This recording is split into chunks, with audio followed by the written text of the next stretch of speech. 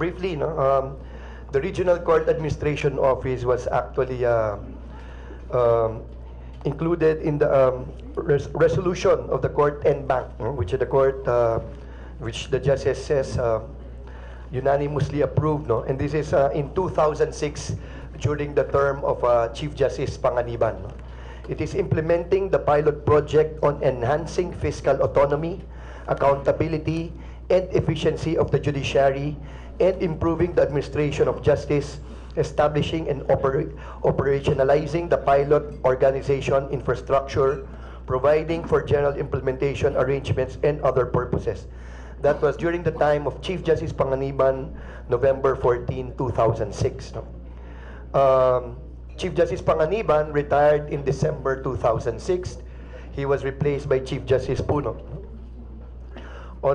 in December of 2006. On July 17, 2007, pursuant to that earlier resolution of the court en banc, which was adopted unanimously, the court established RCAO 7, no? And ordered the implementation of startup activities in Region 7. That is actually in Lapu-Lapu City. That was during the time of Chief Justice Puno, July 17, 2007. And as mentioned by Justice De Castro, the designation of the Office of the Court Administrator as the implementation head of the pilot project, defining the court administrator's authority and responsibility. 2007 po yun, hindi pa po ako ang court administrator nun. And then, in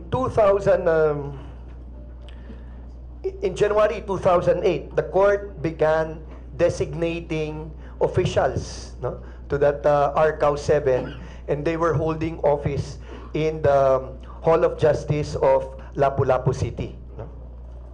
So the Regional Court Administrator was designated, Deputy Regional Court Administrator, and Assistant Court Administrator for Pilot RCAO in the 7th Region. No? In March 2008, that was already, we were already holding office in Region 7. So what we did was and this was for this was solely for administration and financial management. No? So when we say administration, the administration of the courts in Region 7. No? And then for financial management, that means the salaries, wages of the justices, of the judges and the court personnel in Region 7.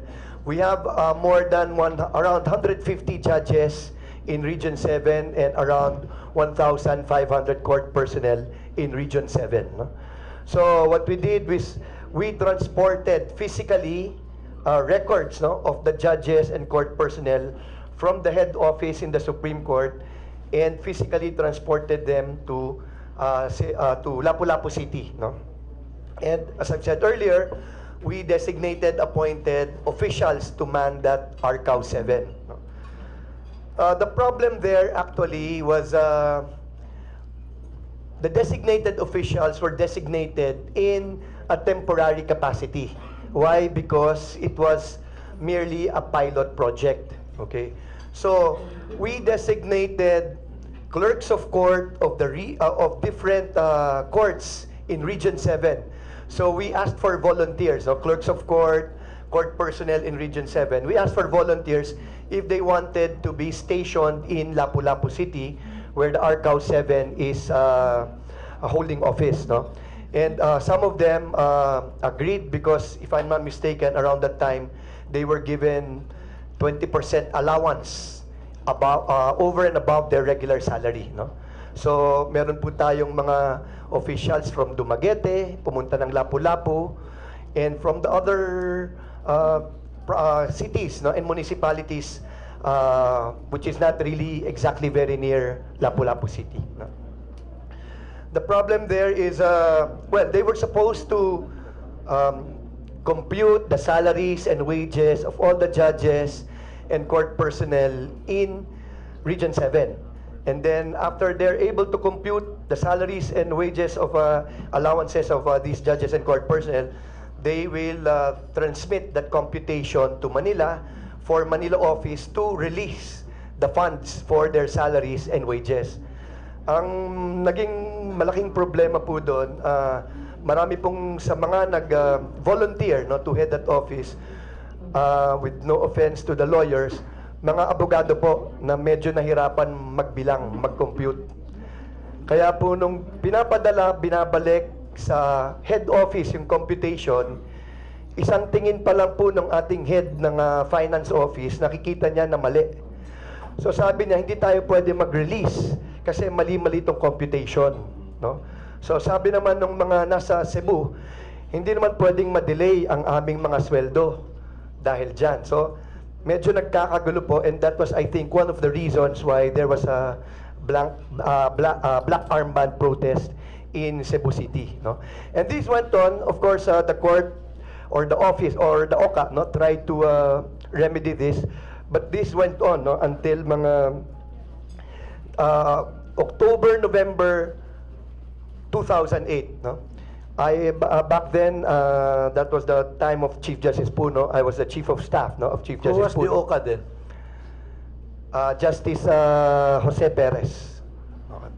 Former OCA who eventually became Justice of the Supreme Court. Parang ikaw din siguro, future justice ka rin siguro. Yung mga OCA pala sa Supreme Court. Okay, please proceed. Dito na muna po tayo. So medyo nagkakagalo po nun. I just instructed the head of the finance office that you cannot delay the salaries and wages of our judges and court personnel in Cebu or in Region 7. More so, Christmas is fast approaching. Ang sabi ko po, kung mali-mali po yung computation, i-release nyo na lang muna. Anyway, these judges and court personnel will still be there the following months. So, you just correct it the succeeding months. Kung merong overpayment, bawasan sa susunod na buwan. Kung may underpayment, dagdagan sa susunod na buwan. But we cannot delay the release of their payment. No? So, that was December 2008. And then because of the series of errors or it was not working as it was envisioned, no? Chief Justice Puno and I met, and he said, bakit ba yung mga sweldo at saka mga allowances ang dinala doon kaagad? Because at that time, Chief Justice Puno was going around the country, and I was, because of our Enhanced Justice on Wheels project, and I was accompanying him. And during our EJAW project, meron po dong dialogue with the judges and court personnel of the certain area. So alam po ni Chief Justice Puno kung ano talaga ang mga nangyayari sa mga courts nationwide. So he was telling me, di ba umiikot tayong dalawa, hindi naman natin naririnig na problema yung sweldo. Bakit yan ang unang ni-roll out dyan? Ang naririnig natin na problema ng ating mga courts are the supplies. No? Hindi dumadating ng tama, kulang, gano'n. So, bakit hindi yung supplies ang unahin natin? Yan ang i-decentralize natin. So sabi ko, sige po, subukan po natin yan, but we will have to start with Regional Bids and Awards Committee, which our judges and court personnel outside, or our judges and court personnel are not familiar with. No? So, sabi niya, paano dapat gagawin yon? Well, we will have to train them how to conduct bidding for their regional supplies and equipment. So, ang nangyari po noon, slowly, we were winding up the activities of financial and administrative functions of the RCAO 7. And we began training. Tatlo po yun ang ginawa namin, kasi nga decentralization. In Region 3, Angeles, Region 7, Cebu, and then Region 11 in Davao. We started forming Regional Bids and Awards Committee, but we had to train our judges. Kasi yun ang nakita naming problema. But while we were training them, si Chief Justice Puno nag-retire 2010, no? May 2010. Pumalit po si Chief Justice Corona, tinuloy po yung training of judges and court personnel on regional bids and awards committee processes, no? Kaya lang po hindi naman masyadong tumagal din si Chief Justice Corona. Pag-upo po ni Chief Justice Sereno in 2012, no? August 2012, medyo nahinto po yung ating RCAO because we were waiting for further instructions, no? So pagkatapos po, ang nangyari doon, yung pong inilahad na po ni Justice De Castro. Thank you, ma'am. Ito na lang po.